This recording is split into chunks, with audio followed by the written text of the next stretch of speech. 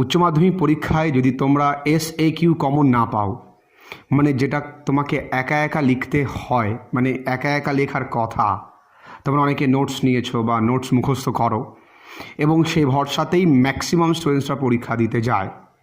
যদি পরীক্ষায় সেটা কমন না আসে তাহলে নিশ্চয়ই স্যারকে গালাগাল করো তোমরা, বা নিশ্চয়ই স্যারকে গালাগাল করবে যে স্যার আপনার জন্য কমন পেলেন, স্যার আপনার জন্য কমন পেলাম না, আপনি কমন দিতে পারলেন না কেন, আপনি কেমন পড়ান, ইত্যাদি ইত্যাদি। কিন্তু তোমার পরীক্ষা যদি নাম্বার বাড়তো স্যারকে গালাগাল করে, তাহলে বলতাম যে গালাগালিগুলো পুরোটাই তোমরা আমাকেই করতে পারো। কিন্তু পরীক্ষায় কিন্তু নাম্বার তোমার এক ফোঁটাও বাড়বে না। সেক্ষেত্রে তোমাদের প্রস্তুতিটা স্যার যতটুকু নোট দিচ্ছে ততটুকুর উপরে সীমাবদ্ধ না রেখে প্রস্তুতিটা যদি খুব ভালোভাবে নেওয়া হয়, তাহলে কিন্তু তোমাদের পরীক্ষায় কোশ্চেন কমন আসুক আর কোশ্চেন আনকমন আসুক, এটা নিয়ে কোনো টেনশন থাকবে না।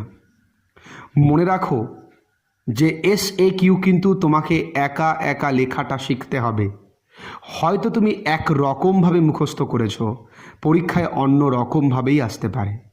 স্যার বলবে এটা তো কমন, এটা তো আমি করিয়েছি, তুই বুঝিস না, একটা চর মারবো কানের গোড়ায়, কেন বুঝিস না তুই, এটা একদম সোজা জিনিস, ও দেখ ও তো পারলো, তুই কেন পারলি না।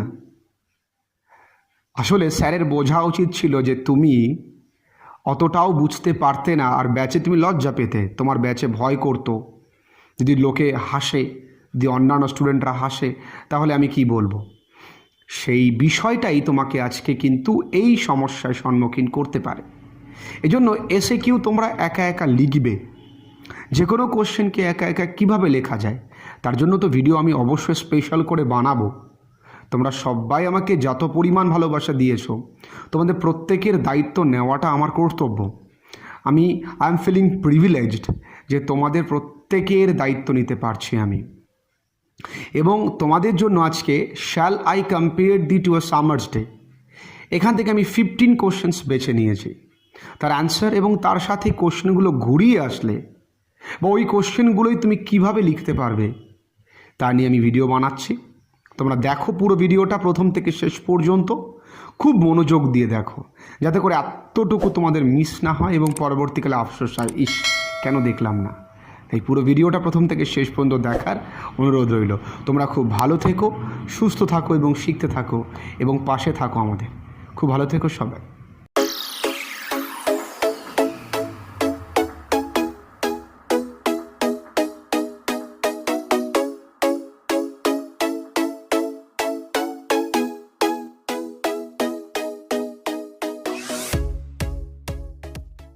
এই যে তোমরা ছবিটা দেখতে পাচ্ছ, এটা shall I compare thee to a summer's day, William শেক্সপিয়ারের লেখা কবিতার বা সনেটের বেশ কিছু প্রশ্ন, মানে আমি বলেছি টোটাল 15টা প্রশ্ন আছে। এই প্রশ্ন উত্তরগুলো তোমরা কিন্তু নোটস আকারেও তোমাদের কাছে রাখতে পারো। তার পাশাপাশি তোমরা আজকে মন দিয়ে ভিডিওটা দেখো। মনে করো যে তোমরা তোমার কোনো প্রিয় স্যারের ক্লাসে রয়েছো। প্রথম প্রশ্নটা কি আছে আমরা দেখব। What does the poet compare his friend to?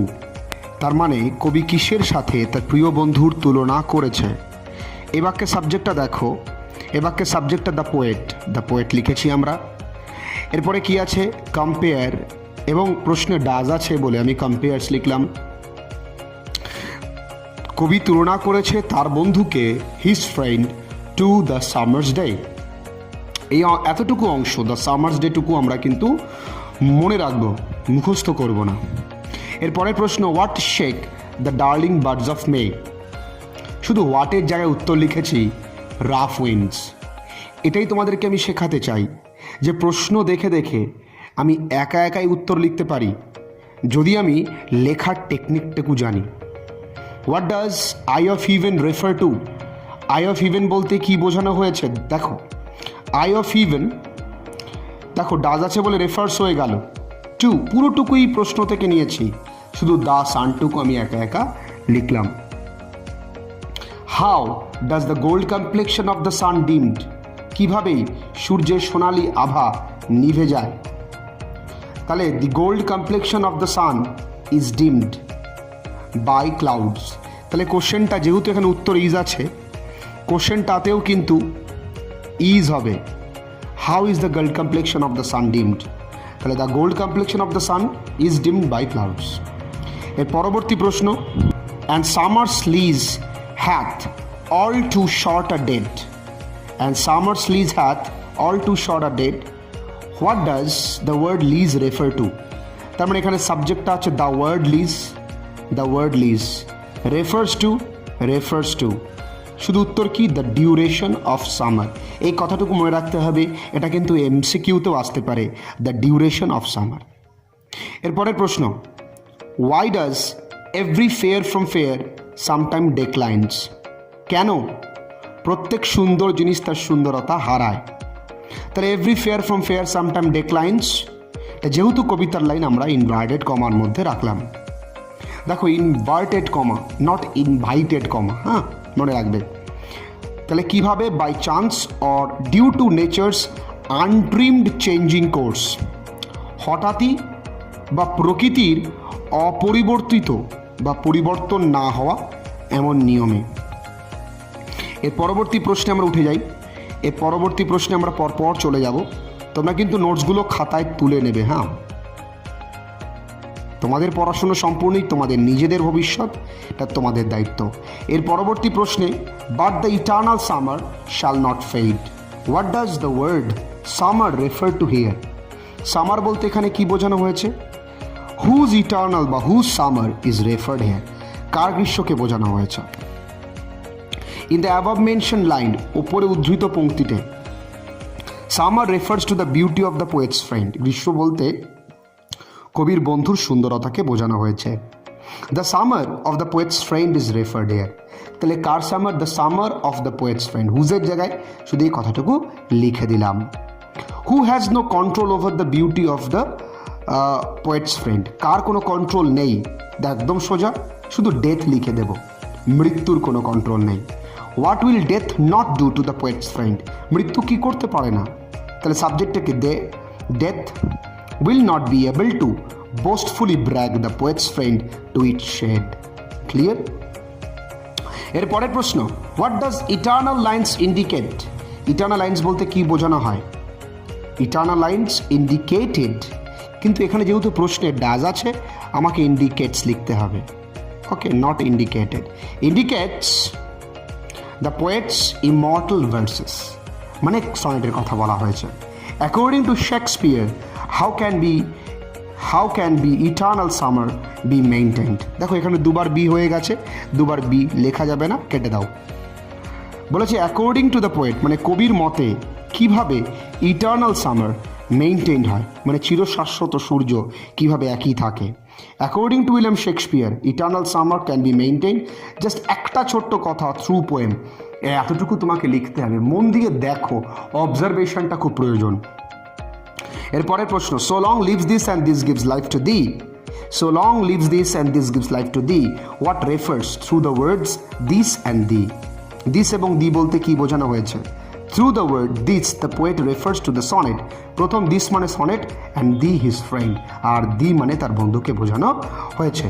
এর পরের প্রশ্নে আমরা চলে আসি, what will immortalize the poet's friend?